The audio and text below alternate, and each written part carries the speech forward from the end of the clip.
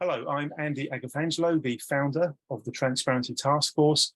The Transparency Task Force is a certified social enterprise. We're based in the UK, but we have members in 21 countries around the world. Now, our overall purpose is to get the financial sector to serve rather than to exploit society. We think the financial industry is profoundly important to the well-being of society, to economic stability, and to political stability as well. We operate in many different ways. One of the things that we do is to run our various groups. And one of those groups is what we call our Females for Fairer Finance group, which I'm showing you here. This page you're looking at is our web page about the various groups that we have. There's a very long list, too long, we're too busy doing too many things. But one of the groups we have is what we call our Females for Fairer Finance group. And that Females for Fairer Finance group was inspired by a comment. The comment was from Christine Lagarde. It's referenced here, but I'll actually go to an article in The Guardian about the comment. So Christine Lagarde, who is now something senior in the European Central Bank. At the time she made this comment, she was with the IMF, I believe. Her comment was, if it was Lehman Sisters, it would be a different world. If it was Lehman Sisters as opposed to Lehman Brothers, it would be a different world. She says, or the article says, IMF head says the male domination of banking could lead to another financial crisis. A couple of paragraphs are worth actually reading out, so I'm going to do that now. I hope you can see it, but I will read it out in case you can't. Christine Lagarde has said male domination of the banking industry made the collapse of Lehman Brothers more likely, and she urged further reforms to prevent a repeat of the financial crisis triggered by its failures a year ago. This article is 4 years old. Writing on the IMF blog ahead of the 10th anniversary of the US investment bank's collapse next week, the head of the IMF said significant measures had been taken to fix the financial system, although she warned more work was still required, particularly on gender diversity. As I've said many times, she says, if it had been Lehman Sisters rather than Lehman Brothers, the world might well look a lot different today. Now, this is particularly important. The reason why it's particularly important is what the extreme consequences of male testosterone charged banking can lead to. A couple of years ago, I'm very proud to say that the Transparency Task Force published this book, Why We Must Rebuild Trustworthiness and Confidence in Financial Services and How We Can Do It. Now, that rather strange picture on the front, I'll briefly explain. It's a 12-headed monster. Each one of those 12 heads relates to a particular problem in the financial industry: culture, incentives, lack of good governance, etc. And the concept here is that we basically need to deal with the whole beast, all of the underlying issues in one go. You'll see there are people at the bottom of that front page. In fact, there are 10 people. And the reason there are 10 people on this front picture is because of what it says in the inside jacket. It says, this book is dedicated to the memory of the 10,000 plus people who have committed suicide as a consequence of malpractice, malfeasance, misconduct, and mis-selling by the financial services sector. And that figure of 10,000, I promise you, isn't something I just pulled out of the air. It came from an article that I'm about to show you. Let me find it. I've got it here somewhere. Here we go. It's coverage by the BBC, reasonably trustworthy, I'm sure you'd agree. Recession led to 10,000 suicides. And what this article says is that the global financial crisis happened. That led to a massive economic meltdown around the world, loads of people losing their jobs. The jobs led to depression, depressions led to suicide. And the depression was because people lost their jobs, they couldn't afford their mortgages, their homes had to be taken away, etc., etc., etc. So I'm making these points for a very particular reason, ladies and gentlemen. If you look at all the data that we have available, and I'm going to share some in Violation Tracker UK, a tool we're very, very proud to be connected with. And I'm going to share my screen. If we look at the data in Violation Tracker,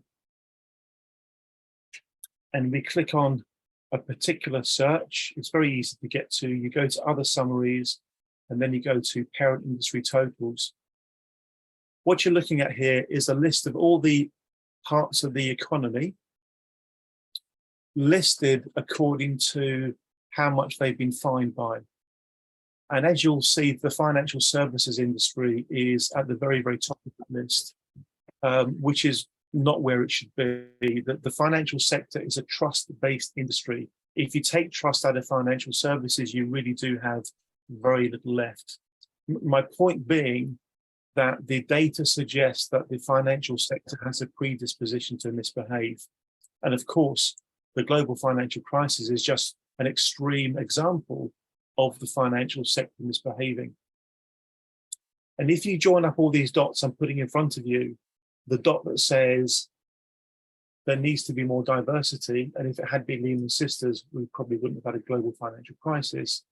Within that comment, I think, is wisdom that we should task ourselves with understanding. And if we can do that successfully, it might just help us change the culture within the financial sector. And that might just change the way the sector behaves, which might just change the outcomes consumers get and mitigate the risk of various horrible things that could happen, including, of course, another global financial crisis.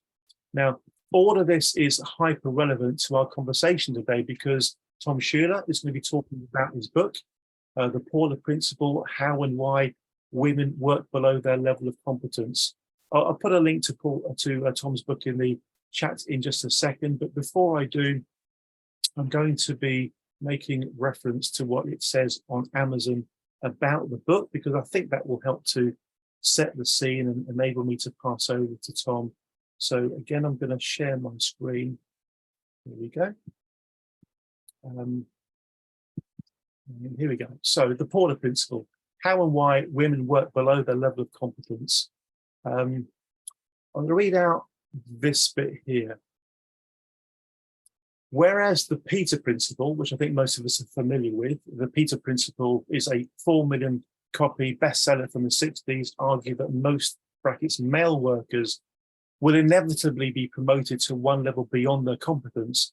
Tom Schuller shows how women today face the opposite scenario. Their skills are being wasted as they work below their competence levels.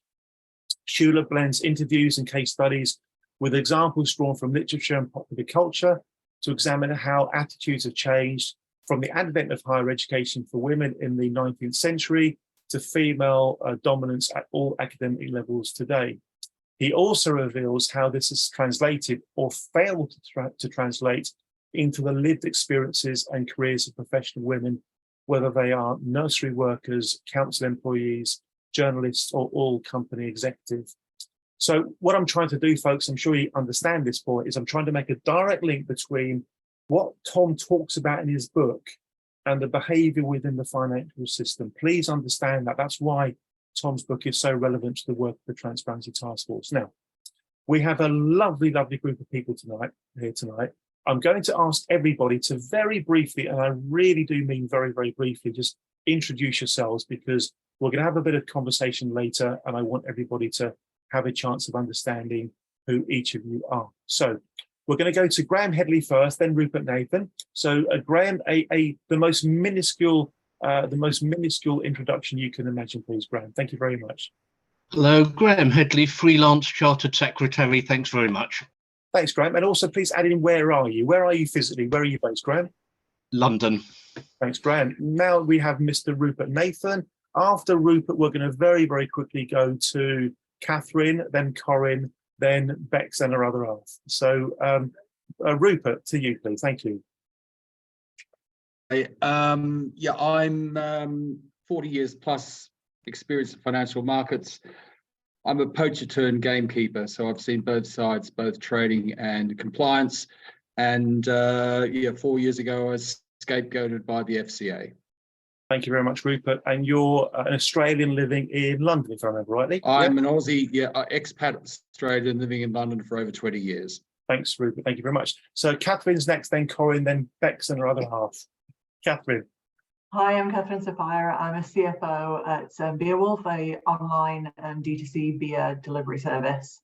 I'm a Brit, but I'm living in Amsterdam. Okay. Oh, Bex Lucky noted you. that. Thank you, Catherine. Corinne, introduce yourself and please remind me, are you in Paris or London at the moment? Thank you. Oh no, I've been in London for many years, but originally from Paris. So obviously the accent gives me away. So I'm Corinne Carr, based in London, remuneration consultant, so therefore HR professional, very mindful about this topic we'll be talking about tonight. Super And stuff, looking forward Corinne. to it. Thank you very much. Bex, can you please introduce yourself? Let your other half do the same. Thank you. Sure. So I'm Rebecca Bex, over 20 years of experience in the financial sector and focusing on sustainability for the latter half. I now have my own company and we're based in the Netherlands. Thanks. So Joel, based in Zandvoort, Netherlands. I used to work for a bank in London, in Zurich, and now I work for a B Corp. Wonderful. What a transition from a bank to B Corp. There's quite a story there, I know, Joel. Thank you very much indeed. Lovely. We're next going to go to Lida and then to Geraldine. Geraldine's camera's gone all flaky. It looks like she's having a rave party. I know she's not. It's just the camera. Lida, you're next. Thank you. Oh, hi. Thank you. I'm Lida Prema, and I'm based in Toronto, Canada. So it's not quite evening for me here. And I have over 25 years in the Canadian capital markets. Fantastic, Lida. Thank you. We've got lots of members in Canada. We really get on well with the Canadians, Lida. Thank you. Geraldine, your camera is just magically fixed. Please introduce yourself. Thank you. Well, that's because I've just been sort of knocking it. I don't quite know what the problem was. If it doesn't work, whack it one. Good strategy. Yeah. Thanks, Geraldine. Please introduce yourself. Yeah, so I live in Cambridgeshire and I'm retired.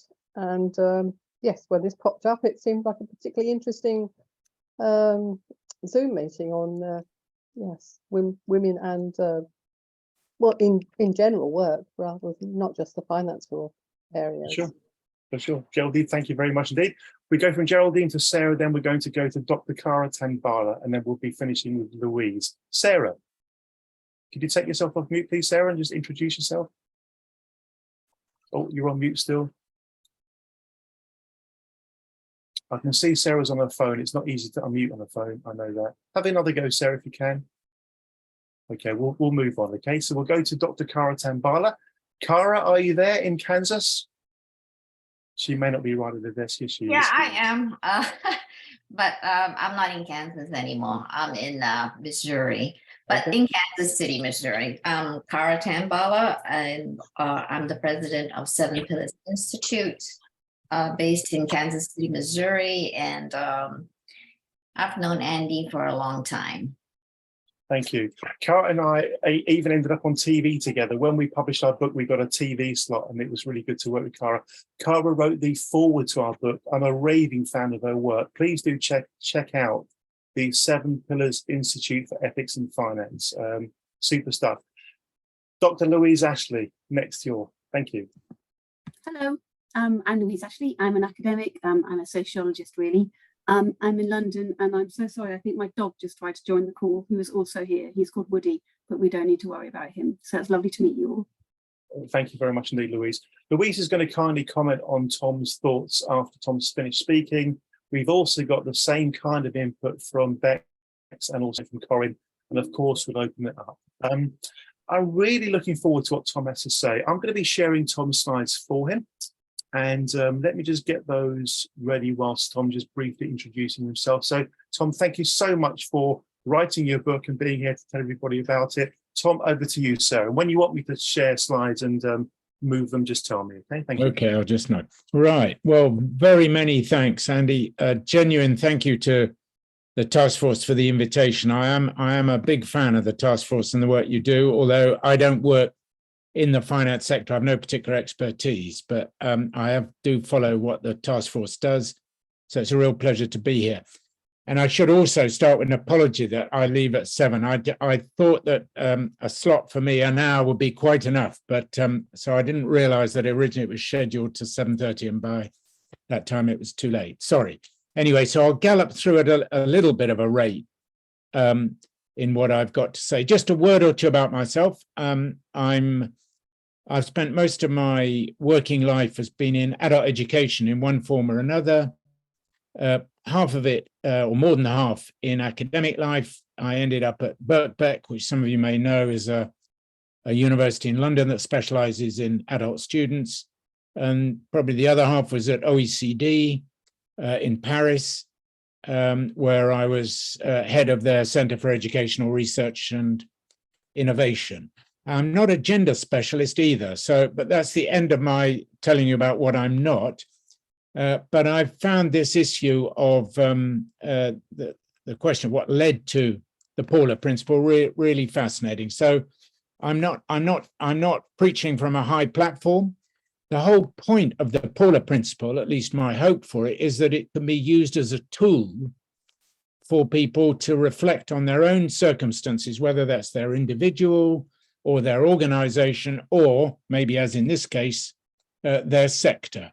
So what I want to do tonight is just start by outlining the Paula principle and what justifies it, and then to offer 5 reasons why this phenomenon exists, and ask you to reflect on those and how those do or don't apply in your own cases. Okay, so let's rattle on. Andy, next, please. So this is, in short, what the Paula principle is about. You've already been given a clue by the Amazon passage that Andy quoted. And it's really the dynamic, or the tension, if you like, between 2 trends. So the first is the growing female-male gap. Women are just increasingly outdoing men at pretty well every level and in almost all subjects, bar a few: maths, physics, engineering are the exceptions. We see this across all OECD countries. I just give the figure there of over 60% of students in higher education, and that's a big gap now. And the added factor, which is really interesting, I think, is that the evidence shows that not content with getting better levels of initial education, women tend to go on learning more throughout their lives. All of this is generalization, but that looks like the general picture. So you've got that on the one hand. That gap is there and it's growing year on year. But what's happening on the other side, the male-female gap on careers? And I use careers rather than pay, although of course it's easier to get evidence on pay. That gap, which you would think on any merit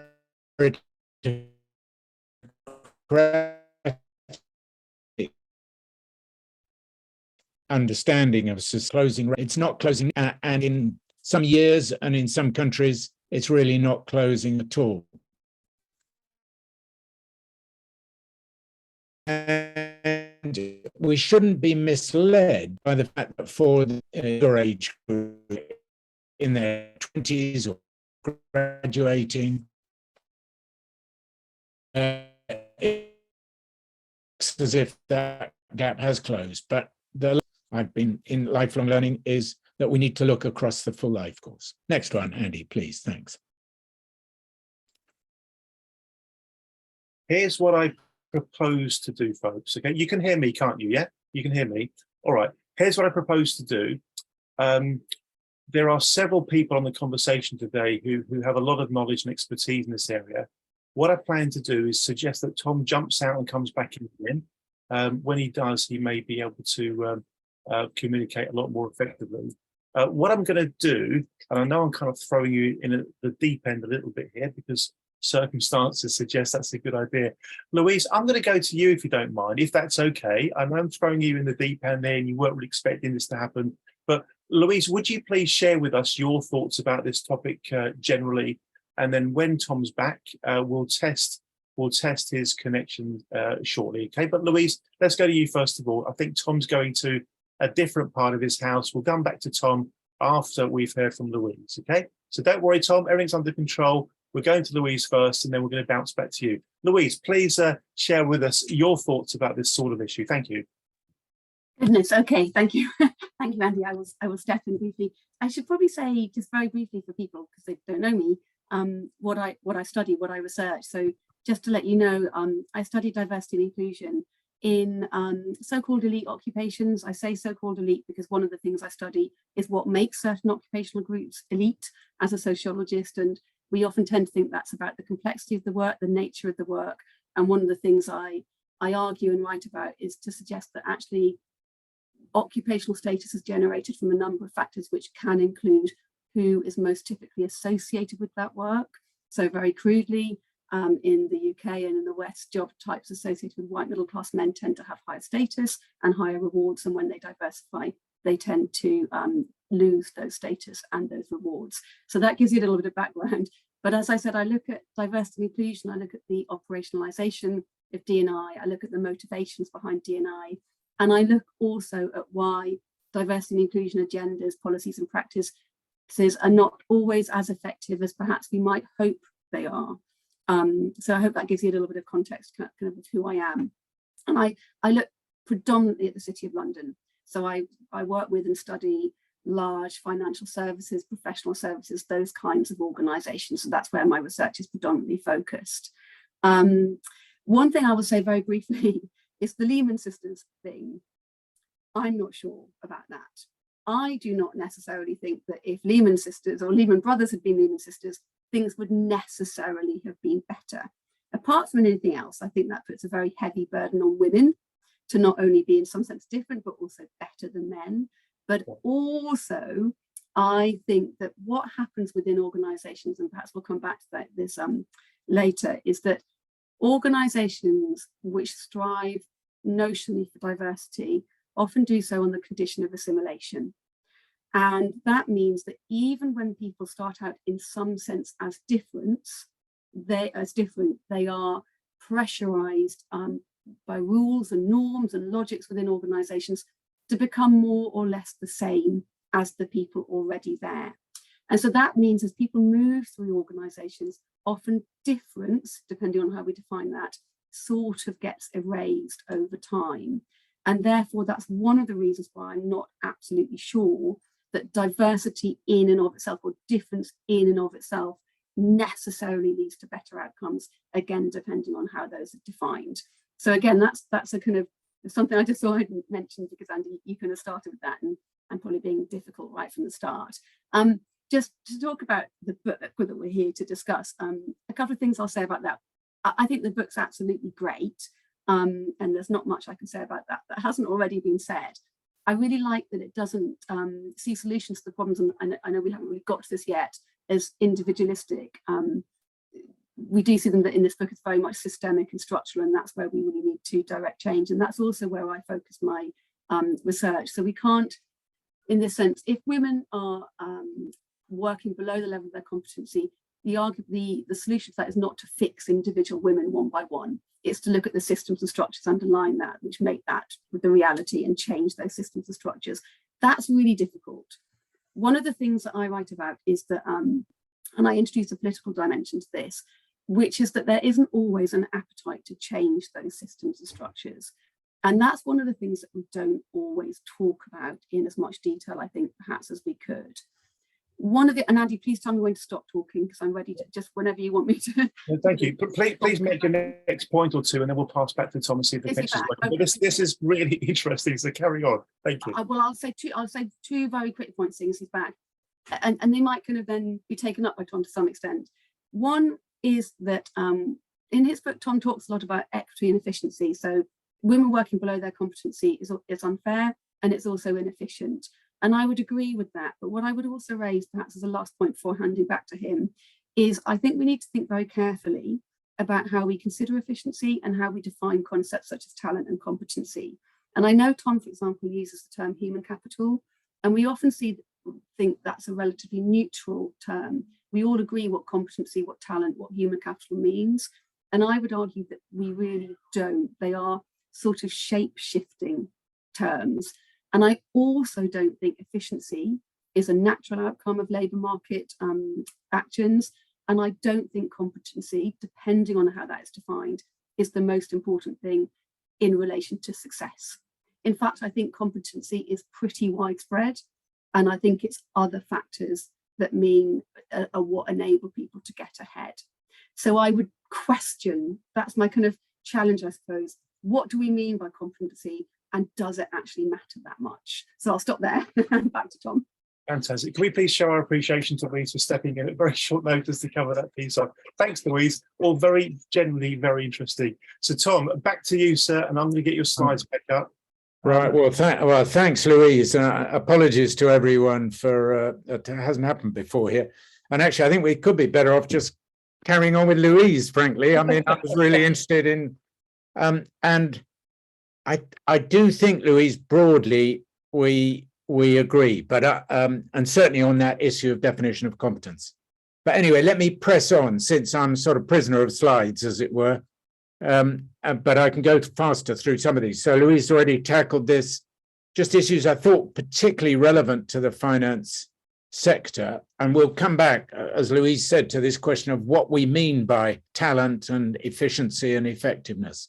But just comment briefly on that last point on equality. I found in some of the debates, and indeed some of the analyses, that equality is treated as a sort of zero. As long as you get to 50-50, on the gender front, then you've reached equality. And that's something I want to challenge. I don't think that's an adequate way of going about it. So next slide, please, Andy. This was just to make the point, which you don't need me really to tell you how relevant it is to your sector. This is from a couple of days ago, just Goldman paying $250 million on a class lawsuit. So it rather reinforces Andy's first point about where the finance sector is on the penalties. And you can tell me about how typical it is in the sector or not. Next slide, please, Andy. Thanks. Right. Just very briefly, and it's a slightly crowded screen. Basically, you have to take my word for it on the data on this.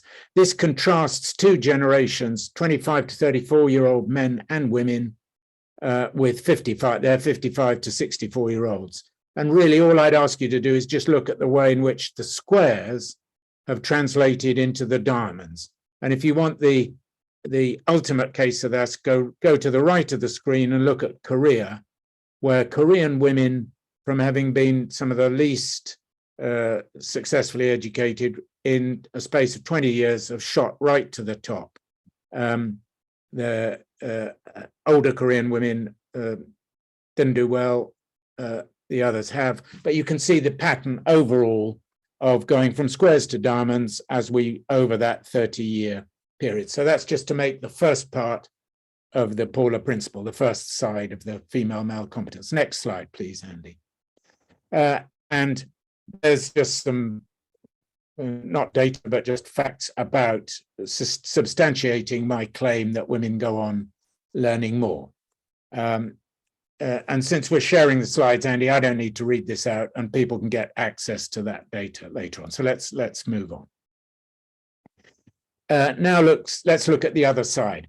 Now, I did say it's about careers, not just pay, but the easiest thing is to talk about the financial rewards. And again, if you go to the right, you can see a huge pay gap in Korea, but you can also see generally that the pay gap is still quite substantial in every OECD country. Let's move on, Andy, because we want the dynamics. And I think the next slide actually shows the trends over time. This is just for the UK over the last 15 years. Now, there's an oddity here, and I'm not a statistical whiz, but you can see that the middle line is the full-timers, the blue line there, and that's come down somewhat. The bottom line is the part-timers, where there's never been actually much of a pay gap. In fact, such of a a gender gap as there is favors women, because on the whole, it's poorly qualified men who go into part-time work. But when you combine the two, it doesn't put a line through the middle. The pay gap is higher up. But my main point here is you can see that this line declines only slowly, and in the last, 5, 6, 7, 8 years, hardly at all, and there's a little uptick even of the gender pay gap over the last couple of years. And this is, so that's the other side of the principle. Press on, Andy, thanks. A major issue when we talk about careers, what do we mean, is this distinction between full-time and part-time. And maybe we can talk about that in the conversation.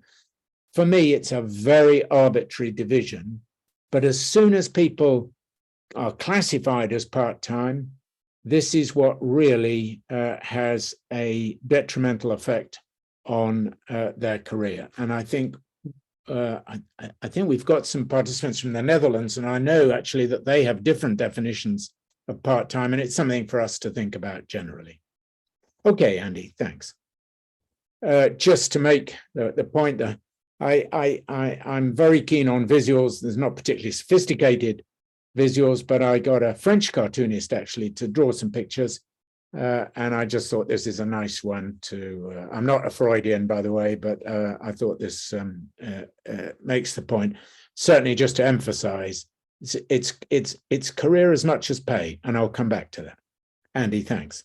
So that's the principle. Now let's just look briefly at the 5 factors that in my view, and talking with my interviewees, emerged. Some of them not surprising at all. I put the first 2 there, which I have nothing original to say at all. There is discrimination against gender discrimination, whether it's overt or covert, and the bar for discrimination changes the whole time. We know that exists. Secondly, second major barrier, caring responsibilities for children and perhaps increasingly for elder folk throughout. So I'll just put those 2 on the table. Now let's go to the next one. And this is almost the topic of the night, isn't it? Confidence, self-confidence. Go to the next slide, Andy, because I'll elaborate a bit here. So I constructed out of not very much the 60-20 rule. And that says, if a man thinks he can do 60% of a job, he'll say, yes, I can do the job. If a woman thinks she can't do 20%, she'll say, no, I can't do that job. These are all generalizations, just to defend myself, and they're just as a way, again, a help to thinking about it. But this came up again and again. Middle is a quote from one of my interviewees about making mistakes. And then the last bullet point is exactly what I think Louise was also referring to. So confidence is not a neutral thing. And certainly, I don't believe that leaning in is the solution. I do think building confidence is something we should think about, but it's not a neutral term. And maybe the finance sector is an example where we see a lot of instances of what you might call overconfidence. I think you said testosterone, Andy, but that's a different way of describing it. Okay. Press on. So 4th factor is lack of vertical networks. And this is just simply knowing people, formally or informally, who are somewhere above you, either in your organization or in your occupational structure. And it's almost the vicious circle, if you like. The fact that there are more men in senior levels means that, and the fact that people tend to associate a bit more with their own sex, again, generalization, means that men are more likely to interact with people who are higher up in the hierarchy. That doesn't mean necessarily lead to nepotism. It just means they learn the language, they get the contacts, they get the information, they get more confidence from knowing people above. Okay, so there's 4. Press on, Andy. Well, there's just a quote about one sector, television, just demonstrating the link. By the way, another term for the vertical networks is social capital. And I hope we've got time to come back to what Louise said about human capital, because I think that's an important point. These labels matter, and they do mean things. Okay, next slide, please, Andy. Carry on, because that's just more illustration of the vertical network point. Now press through, yeah. So here's the summary of the first four. And then next one. I've left a gap because the first four of these factors, I think we'd all agree, are negative. They're ones that we should be doing something about in order to reduce the inequities and the unfairnesses and the inefficiencies of that the Paula principle shows up. The fifth, I think, is a fascinating factor and a very contentious one. And that's where women choose positively not to go up a level in their organization or their occupation or profession or whatever it is that they're doing. I just want to pause there to emphasize that Paula principle is not only about senior executives or people right at the top. This applies at all levels in organizations. So just next slide, Andy, because I think that illustrates why people might choose not to go up. And it is a question. I want to emphasize this is about positive choice. This is not about just saying, oh, well, I think I'm quite comfortable doing what I'm doing, so I'll hang on in there. This is a woman saying, I'm doing my job well, I'm still developing in it, and I want to go on doing it. That's what I enjoy doing, and I'm growing, and I can do better.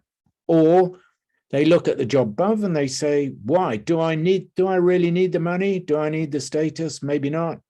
So why should I go to a different position that doesn't give me the satisfaction? And then thirdly, they might want to go sideways rather than upwards, new challenges, and just a different level. So, and these seem to me all to be very sensible, rational, and good forms of decision. And maybe if more men made these kinds of decisions, we'd have less of the Peter principle and fewer unhappy men. So that's factor 5, which is a positive one. Okay, let's press on, Andy. Well, you might want to think about these 5 factors, which way, in your case, whether it's your personal experience, the organization you work in, or the finance sector overall. And I think we'll come back to that, Andy. Let me just press on briefly, because I'm coming now to I think, sort of crunch times, as it were. And this resonates very much with what Louise has said.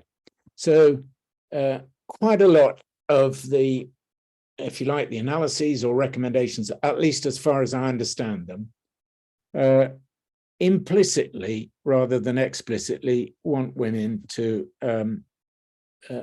move closer and closer to male patterns of behavior. And okay, in some respects, they've done that already. For instance, most notably in getting into education, into higher education, getting the qualifications, compared to 30, 40 years ago. But click on, Andy. There is an alternative way, which is that we think also about how we might encourage, enable, even incentivize, prod more men to follow what are characteristically regarded as female patterns. And I should pause there and say, I don't believe in total symmetry. I don't think the idea is to get that there's absolutely no difference in the types of career, the types of career choice, the career patterns that overall men and women make. I'm just pointing to trends that we might look to.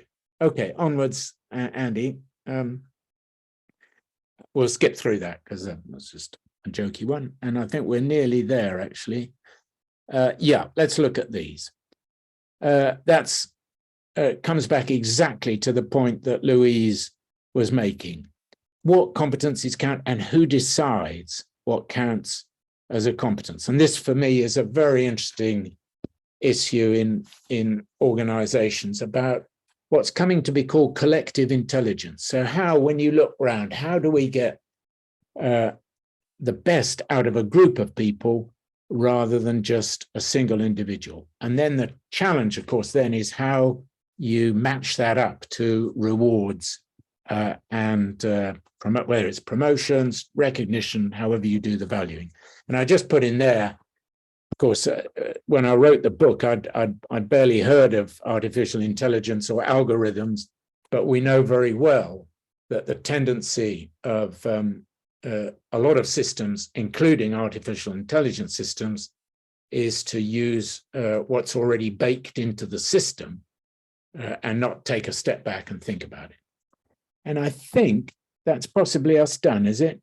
Let's hope. Carry on, Andy, because I think, oh yeah, well, so there we are. Just to sum up, how do we conceive of progression, reward, and career? I like very much to use visual imagination. So how do we maybe get rid of the ladder and think more in terms of mosaics? And indeed, last one, I mean, obviously lots to do with people taking time off or time out. Peaks, ski slopes is just another image. And now, well, I won't say anything about triple helix. That's the next book I'm working on at the moment. And that's very much a metaphor and image that I hope at some point I might be able to come back and talk on. Next one, Andy, because that gives my email address. Sorry, it plugs the book, I know, but it gives the email address. And I'd be very, very happy if anyone, since I apologize again for the time, if anyone wants to carry on the correspondence, just do get in touch with me through that. More than enough from me. You're on mute, Andy. I am. Can we please show our appreciation for Tom for preparing and presenting his session today? Thank you very much indeed, Tom. Tom will be disappearing shortly. Enjoy the rest of your evening, Tom. Yeah. Place you need to get to. Of course, we fully understand. Well, let's jump back to Louise. Louise, are there any other reflections you'd like to share, having heard Tom go through that? Then we'll go to Bex in Amsterdam, I think, yeah, and then we'll go to Corinne, the Parisian in London. Louise. Thanks, Andy. Thanks for giving me another go. And thanks, Tom. That's absolutely fascinating, obviously. I'll be really quick. I'll try and be quick. One thing I would ask or raise is this issue of competence, the lack of neutrality around competence, the issue of whether competence actually matters that much in relation to success. If we think that some people are working above their competence and some people are working below their competence, that imagines a neutral labour market that somehow, somewhere, someday will perfectly match people, the right person to the right job, on the basis of their competence and their suitability for that job. That's absolutely fundamental to the meritocratic narrative. It rests in rational or classical economics, the idea of rational labour markets that will rationalise out inefficient mechanisms. My view is that labour market will never arise because we will never achieve that version of meritocracy, because apart from anything else, in many jobs, there are no neutral factors according to which you can measure competence and performance. So that's sort of a question mark. I write about this a lot in my own research. I won't go much further on that. One other question about choice, which I find so fascinating, and again, I write a lot about as well. I think that not progressing, however, working below your competence, whatever you want to call it, can be an entirely positive choice. However, choices are never made in a vacuum. And so one of the questions that, as you all know, academics constantly grapple with is the degree to which decisions like that can represent a form of post hoc rationalization. For example, and I'm not saying they always are, but I think they sometimes might be. If you're faced with an awful lot of barriers, it is quite rational to say, well, actually, maybe that's not what I wanted anyway, for example. So that's just another question mark. And then one other point that I'll just raise, and I'd love to talk to you about this in more detail at some point, is that notion of reverse convergence, I think, is really, really interesting and important, particularly when it relates to working patterns. I think that at the heart of the issue around diversity, inclusion and change is how we reconcile equality with difference. I think it's a tension or a paradox which is at the heart of this debate. I think it's almost never discussed, but it's almost impossible to do. And I think that is one of the problems we have in terms of generating change. I could explain that in more detail, but we don't have time, so I'll stop there. So thank you so much. And thank you for your really fascinating talk. Great to hear from you. Louise, thank you very much indeed. Tom, do you want to bounce back on anything that Louise has just raised before? Well, I've just put in the chat. I agree very much that we'll never get perfect meritocracy, or even that's the top thing to aim for. but I think raising the issue of just how far away we are from getting a sort of balance or a, you know, from that target is something that in spite of all the debate around equality and diversity, I still don't think there's a sufficient awareness of them. Anyway, and I must reciprocate with reading yours, Louise. Well, I'm pleased to say that Louise's book, we're covering, it's a date in October. I'll find the date and I'll put it in the chat. It would be a pleasure to have Louise's book spoken about. And I think Tom might be happy to sort of be sparring partner on that night. Absolutely. Yeah. Thank you very much indeed. Wonderful, Louise. By the way, I should also mention that Louise has very, very kindly volunteered to be involved with a major project the Transparency Task Force has got on the go. It's all about writing a report to do with the Financial Conduct Authority and what more it could and should do to actually become a more effective regulator. So again, for that as well, Louise, we're very grateful to you. Thank you very, very much. Can I just add one other thing, Andy, on choice?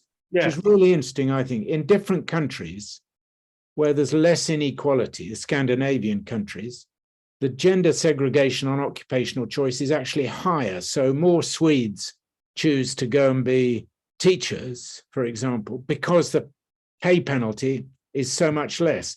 But of course, it segregates the labour market more in terms of gender. But I think it's a really interesting reflection on choice, and we could go on to more about choice a lot more. Something to think about.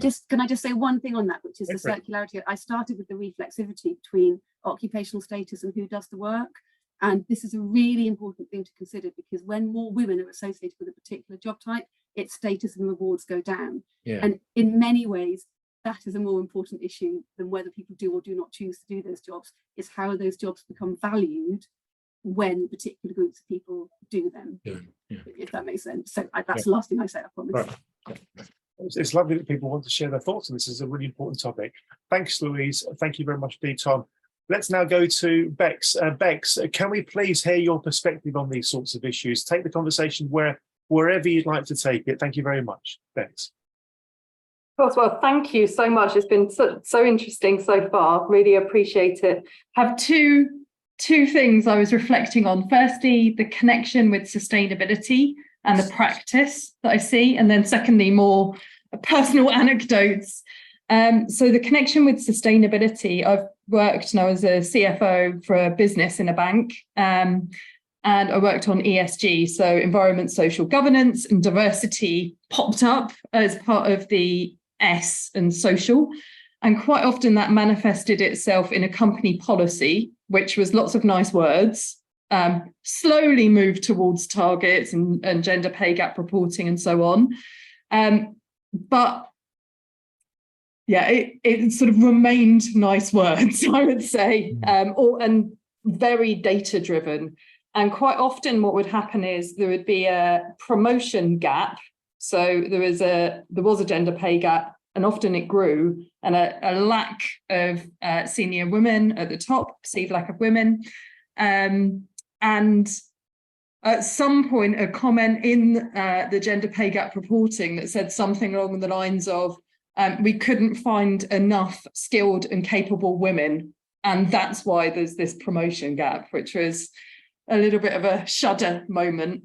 I think also reflecting on the practice that I saw, lots of focus on the data and reporting, but genuine inclusion didn't always feel like it. And I'm a big fan of the work of John Arnovici in that space.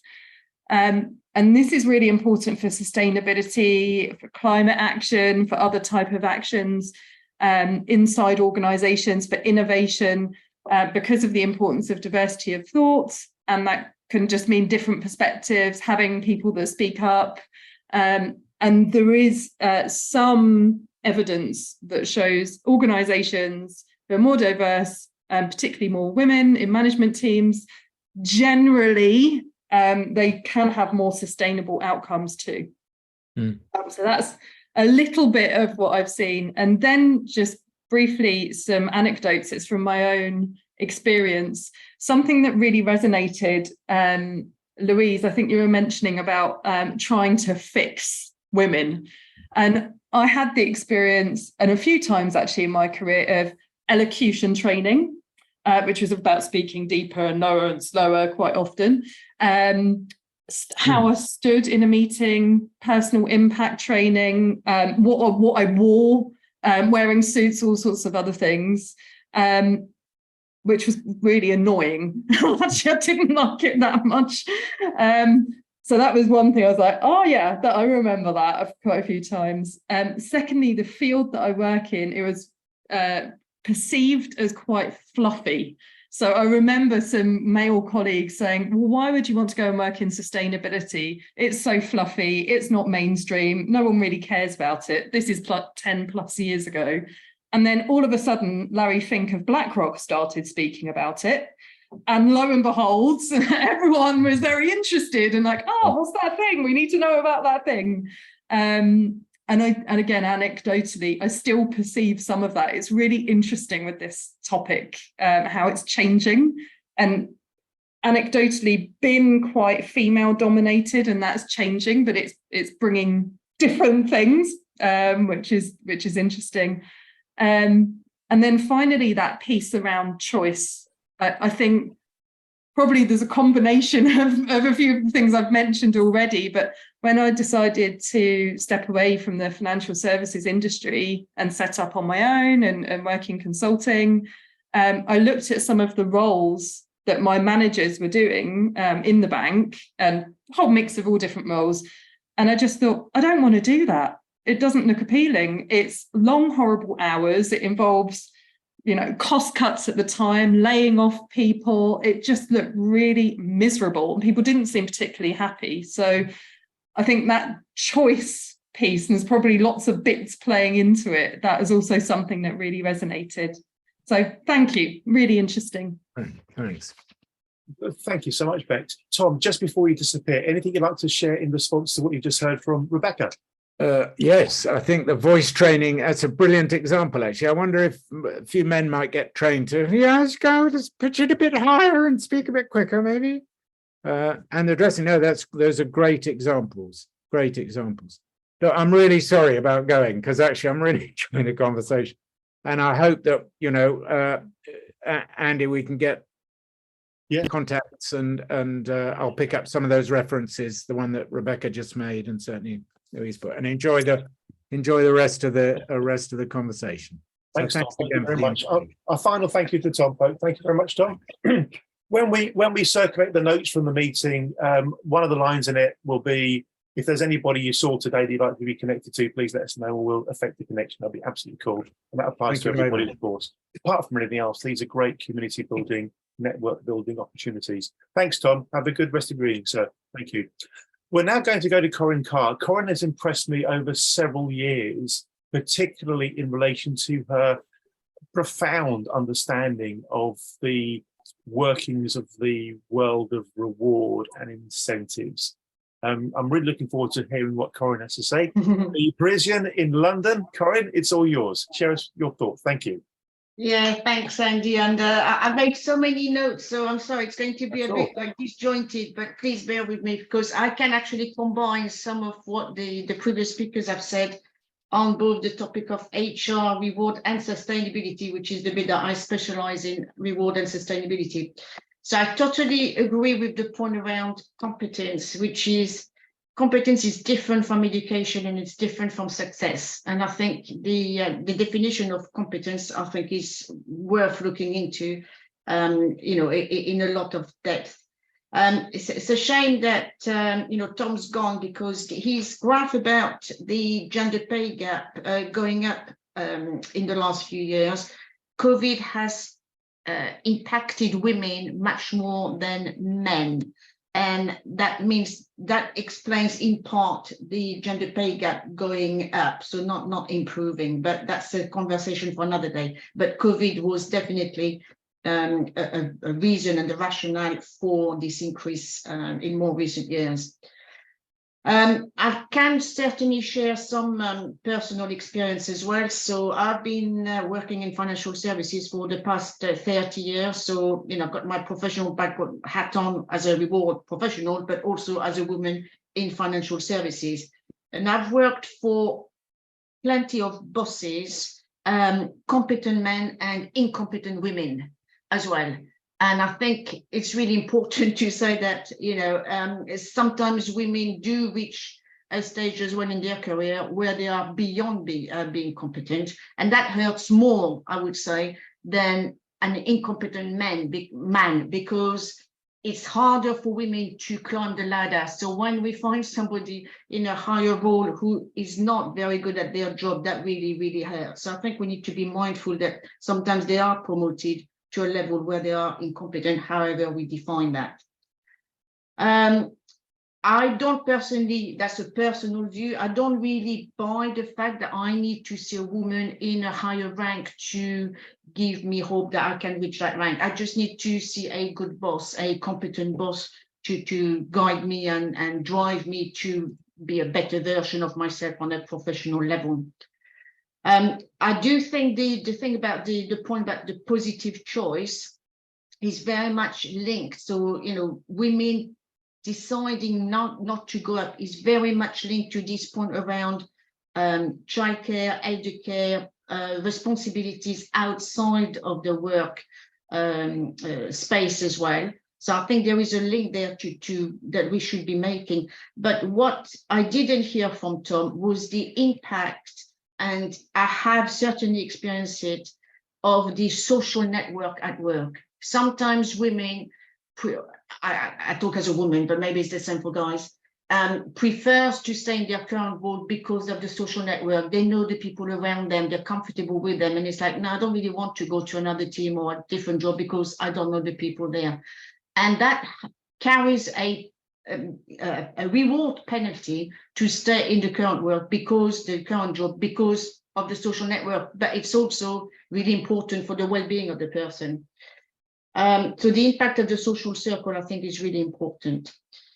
The point about reverse convergence is also interesting. So men following female patterns, and I wonder whether that's also due to these responsibilities outside of work. We see more men, you know, hands-on and also out of necessity, you know, with duties outside of work, and whether that's impacting their desire to actually just, you know, having or behaving more like women, whatever that means.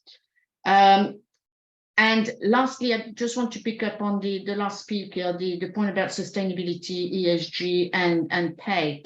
I have experienced something really strange. I saw that with one of my last clients, which is now we are ending in a place where we've got a small talent pool of women, senior women I'm talking about, and because we need them to make the statistics look better, these women carry a pay premium. And now they're becoming very expensive, and they are losing out on the next promotion or going to a different job, because when we've got a selection of people and the woman is paid more than the men who are applying for the same job, then she might not get selected. And I have seen that absolutely, you know, as a fact. So we're ending up with these women who are senior women stuck in their current jobs and unable to go anywhere else because they're too expensive. So that's it for me. Corinne, that was all really fascinating. We'll go to other people's thoughts about what you've just covered in a moment. The last point you made is really interesting. Is there a word that describes that idea, that concept? That's the first I've heard of it, but I can just imagine it actually happening, particularly in the city. I don't have a particular word to describe it. I'm just describing the experience that I have seen, which is clients not being able to recruit senior women because they're too expensive. That's remarkable. I would recommend you think about finding a word to capture that. Yeah, point. maybe I'll have a little thing, but that's definitely something that. But I can see Rupert supports what I've just said, so maybe you should be sharing his views as well. maybe. Corinne, thank you very much indeed. Folks, you. before we move on, why don't we thank everybody that's participated? That Tom's already gone, but we've got Louise, we've got Corinne, we've got Bex. Again, thank you for your participation so far. It's been wonderful. What I'm going to do now, folks, is open it right up. I'm sure others have got views on these issues. Let me tell you where I'm coming from on this. I personally think that we're still a long way from having a fair system I guess it must show in some way, but I really can't stand unfairness. I can't stand any kind of unfairness. I don't quite know why I feel the way I do, but I really can't stand it. And the idea that somebody is not being treated fairly in the workplace is abhorrent to me, just as it would be if it was, you know, children being treated unfairly at school or anything like that. There's clearly a job to be done by society to actually make things better and fairer. I've obviously never experienced the kind of unfairness that applies to females in the workplace, but I have seen it. I've seen really capable women I've worked with so frustrated that they're just not being taken seriously. That for me is typically the dynamic. There'll be a team meeting about something, and whatever the lady says is just not taken quite as seriously as it would have been had it been the bloke saying it.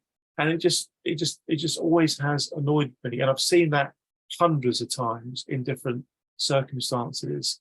And that's wrong. That needs to change. And I guess the more we talk about these issues, the more we articulate our dissatisfaction with the status quo, we accelerate the rate at which we start putting things right. So conversations like this are really important. That's kind of where I'm coming from on all this. Would anybody else like to chip in here with a thought? Please do. Anybody can. We can keep things open a little bit longer. Geraldine, if you don't mind me asking, we'll go to Geraldine and we'll go to Rupert. Geraldine, anything you'd like to share about what you've heard tonight, or any of your own views that you'd like to talk about? We'll go to Geraldine, then we'll go to Rupert, and then we'll check in with everybody to make sure everybody's got a chance to say what they want to say before we bring things to a close in about 5-10 minutes or so. Geraldine, thank you. I think the point you just made about women not being taken seriously really resonates with myself. I mean, both from my background, I came from IT, and started out in the sort of late 70s, 80s, and it was very difficult then for a woman in that environment. But I think, moreover, I've got two daughters who are both in their 30s, yeah. And my elder daughter is a software engineer, and she gets involved in meetings, and she tells me that happens time and time again. She feels it's a real problem. So I suppose certainly what you said there resonates, but I also think for women, it's very difficult to break into that sort of old sort of boys network. I think there's still quite a lot of occasions when men go down the pub after they've finished work and they chat about things. And as you say, it's a sort of whole networking thing that women can miss out on because maybe they've got to go back, they've got families to look after. And I think that's still a real problem. And I think we're such a long way off any sort of equality in women being taken seriously. Thank you very much indeed. Thank you very, very much. I think we're going to go to Rupert, then we're going to go back to Louise. I think Louise put her hand up earlier, I think.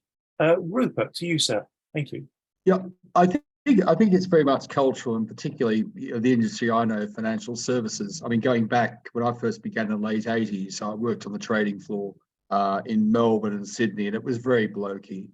But I do remember I had an experience in the late 90s. I was head of covered warrant sales at BNP Paribas, and there was a female trader because we were part of the prop trading team who the French management were keen to get rid of, and she was sort of thrown my way, and I thought she was great.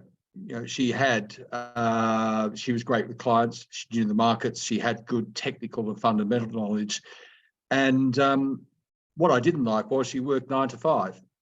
And I challenged her. I sort of said, I think you're great at what you do. I said, but I'd be happy to put in the hours. She told me how much she's being paid. I was horrified. She's being paid a quarter of what I was on, and probably half of what her peers in the trading team were on. And I said, well, if I got you a decent salary, would you put in the effort? She said, absolutely. So I took on the management. I batted for her. And it got as far as I have said that, look, if you don't pay her, I'm taking her and we'll go to Macquarie Bank or Deutsche Bank or any of the other banks, because this is a highly competitive part of the industry. And anyway, long story short, they have said, oh, no, fine. So we'll pay her what you want. And when I left a few months later, I sort of said that rather than headhunt to get someone else to take over from me, to give her the job. And she did better than what I'd achieved, which proved my judgment correct. But it really annoyed me, just the unfairness, whether it's gender-based or whatever, that and particularly with the French culture at BNP Paribas, and I'm generalising, I know, but it was a very blokey, toxic male culture.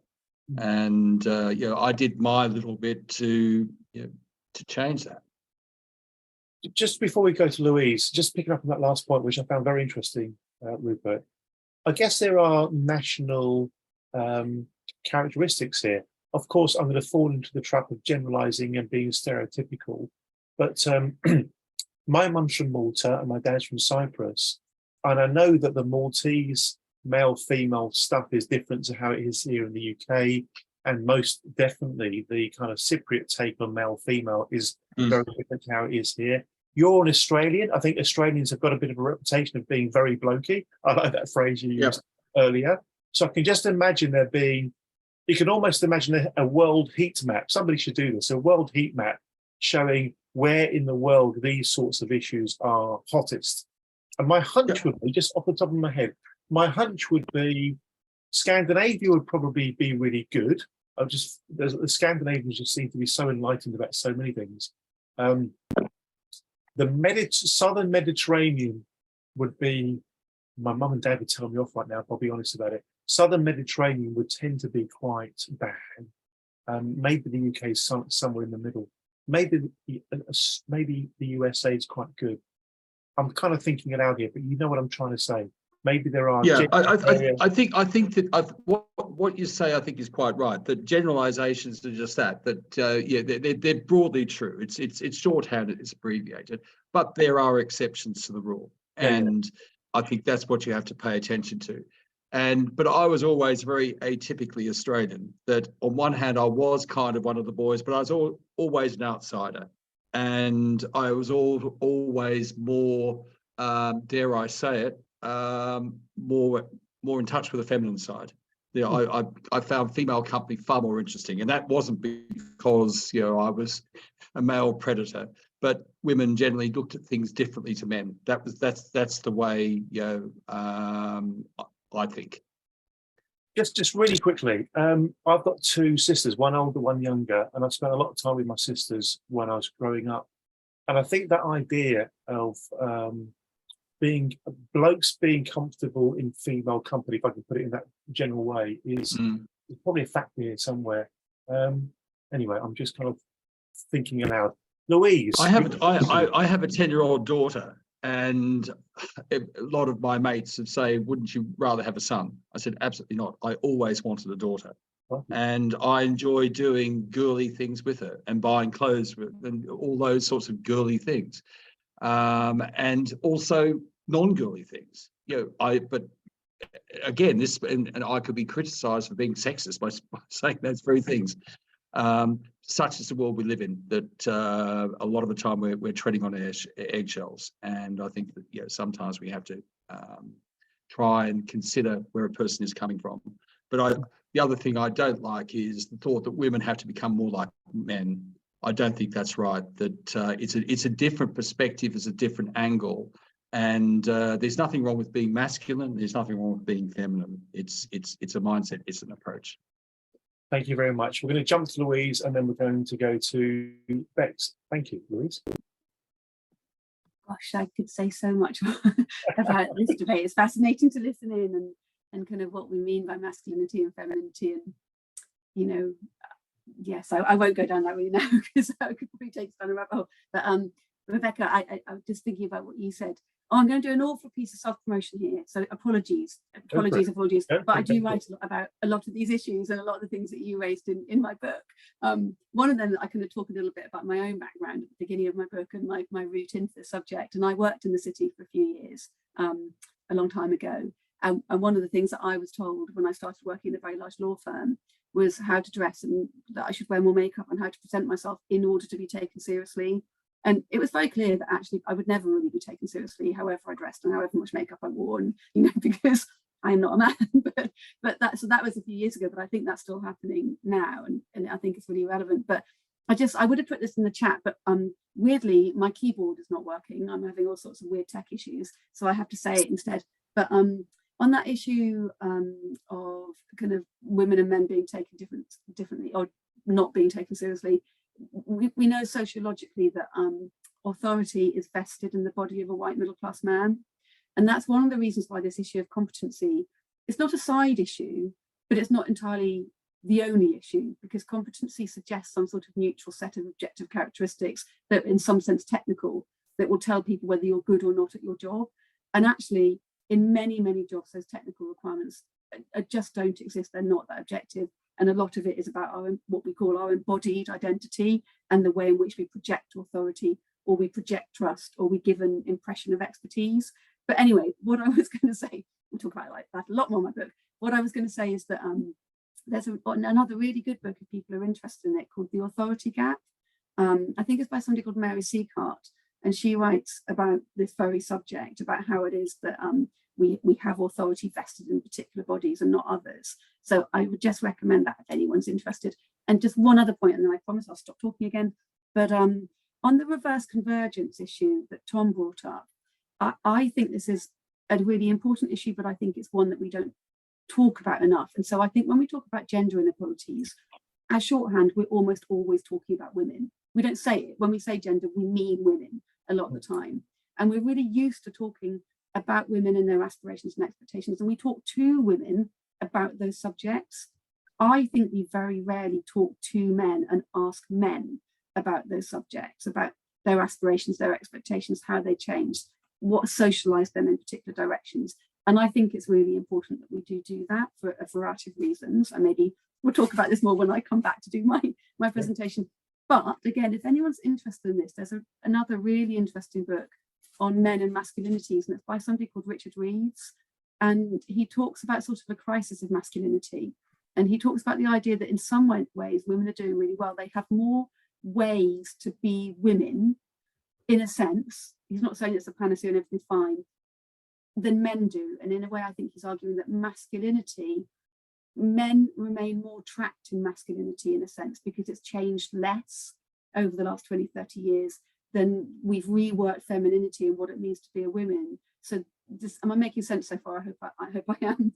And it's really fascinating. So he relates it to kind of issues around toxic masculinity and how we need to change society and workplaces, I think, in a sense, to get towards what Tom's calling reverse convergence.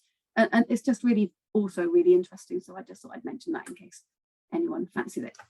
What was the author of that last book you mentioned? Richard Reeves, did you say? Richard Reeves, yeah, he's a kind of big policy wonk, so he knows all about policy. But so you might have heard of him. But it's an interesting book, and he's got 3 sons, and the other one's called The Authority Gap. Yeah. Both of them are really accessible, so I just thought I'd mention them. I hope that's okay.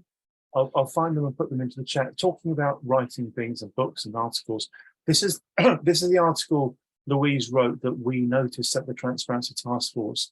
But can I just apologise for the title? I wouldn't have given it that title. It was it was not my choice. So okay, I just have to say that. Oh, okay.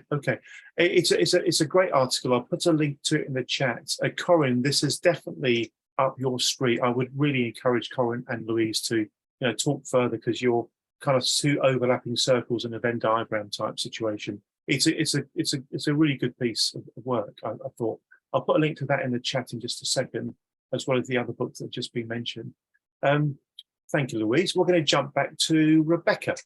Rebecca, thanks. It was more me. Cool. No worries. It was really interesting to hear about culture and how I think I wanted to bounce back on that, because I'm Swiss, French side. I lived also in the German side, in London, very different places. I also lived in Sweden and Spain. And Europe for that is great because you see a lot not moving that far. But I think culture, when I moved to this country, I could see different political systems and different society where the woman place was, or the woman, let's say, or the advancements of women or more diverse society was very different. And I think really at the heart of that was culture, and also how, I mean, the culture makes also, let's say, was also shown how the society was structured. And I would say I've observed very hierarchical societies, like more UK, where you have elites and much more inequalities.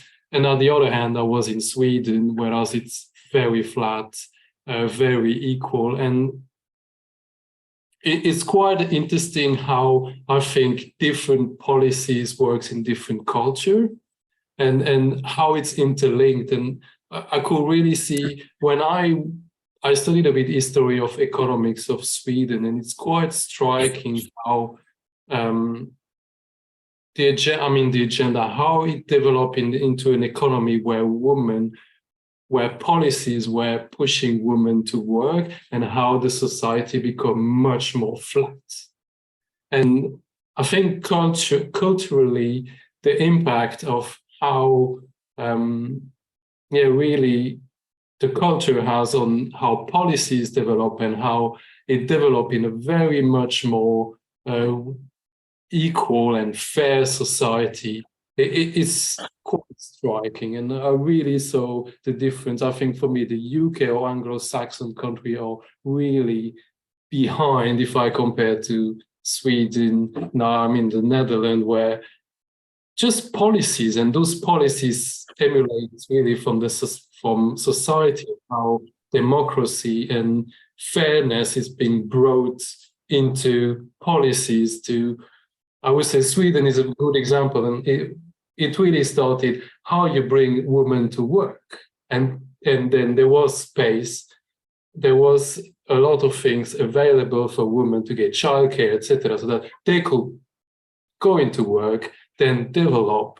And it's almost now, if you're a woman in Sweden, you want a kid, you better start working. Then if you work, you get an allowance for your child. You get, I don't know, 1 year or so, I think it is, to take care of your kids. And that really gives all tools to develop and to become parts, much of the workforce. And that's policies that's really quite different than what you will see in other places. But yeah, I'll stop there. But I think the link policy culture is an interesting one to look at. It certainly is, Joel. Thank you very much indeed. You're making me think of a TV program called Lilyhammer. It's set in Norway, and it's about an American gangster who has to leave America and make a new life for himself in Norway. And it's great TV. The lead is a chap called Steve Van Zandt, who is Bruce Springsteen's guitarist.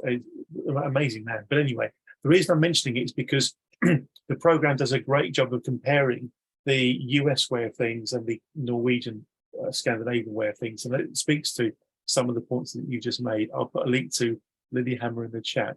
Folks, it's coming up to 25 minutes past 7. It's been a lively conversation covering topics of great interest. Does anybody else have anything they'd like to share before we bring this conversation to a close? Cliff Waite, lovely to see you, Cliff. Please introduce yourself. You joined late, so not everybody knows who you are. Cliff, please do share your thoughts as well as introducing yourself. Go to it. Thank you.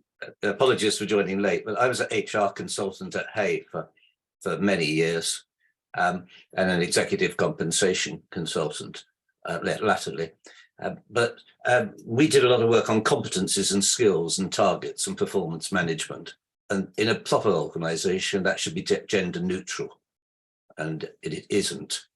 And it does require more work from companies to make those performance targets and methods of replacing more gender neutral. And I put in the chat box the fact that the CBI has a gender pay gap of 22.3%, which says it all. The top jobs at the CBI were done by men, are done by men. And they've got a culture which is not gender neutral.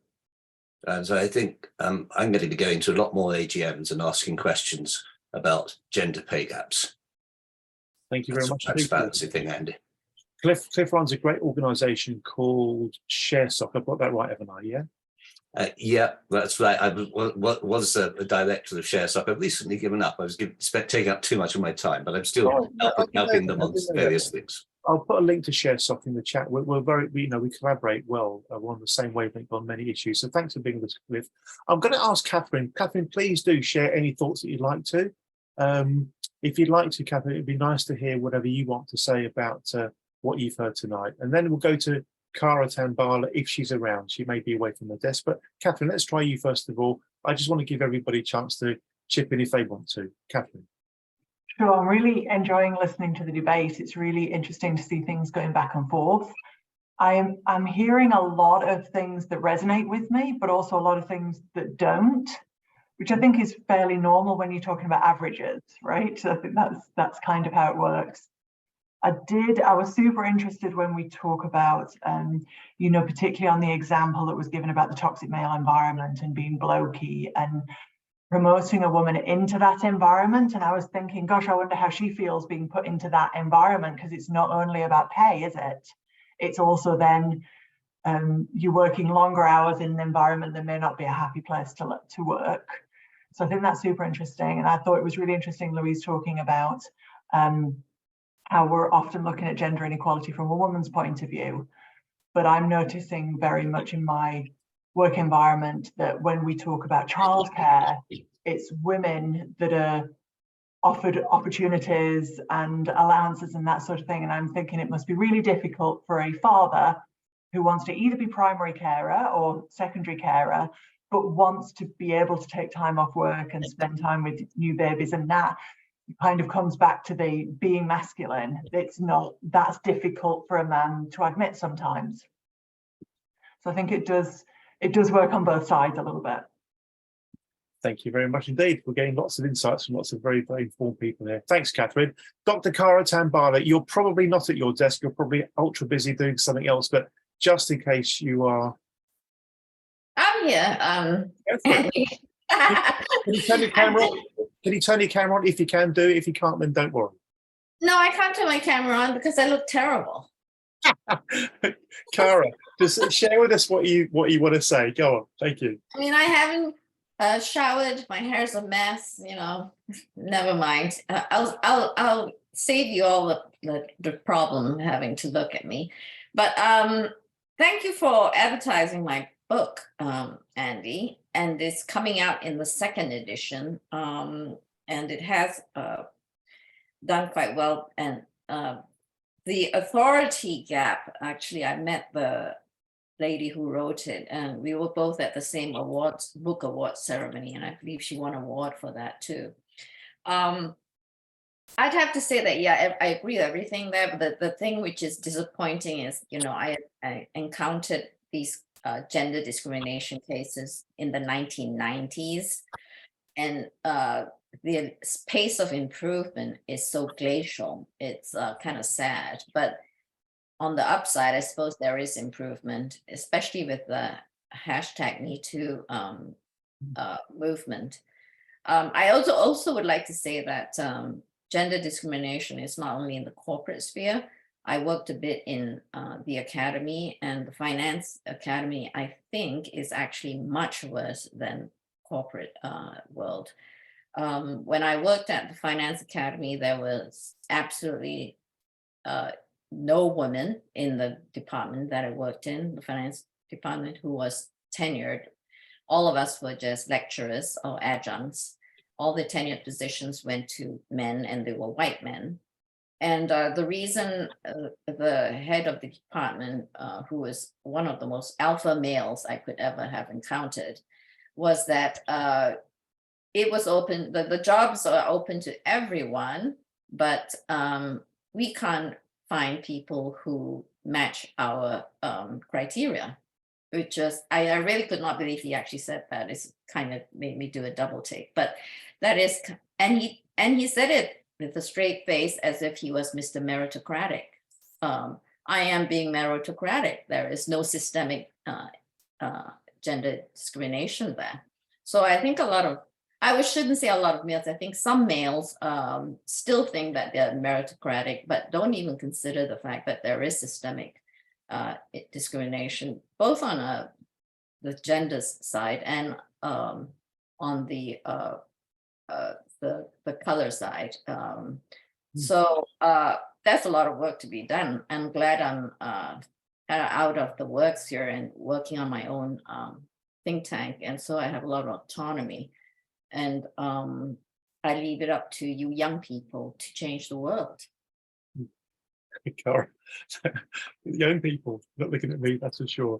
It's been a fascinating conversation. I've picked up the insights that many of you have been very happy to share. Thank you all so much. I hope you've enjoyed it. I hope you've got something out of it. I've certainly enjoyed it, and I've certainly learned a lot. And thank you all, for everybody, for participating and engaging so well. Let's wrap it up there. Round of applause to all of you for participating so fully. Have a lovely rest of your evening. And remember, I think it's 31st of October. We'll be back for Dr. Louise Ashley's book. Okay. Thanks, folks. See you next time. Thank you. Bye-bye. Bye-bye. Thank you.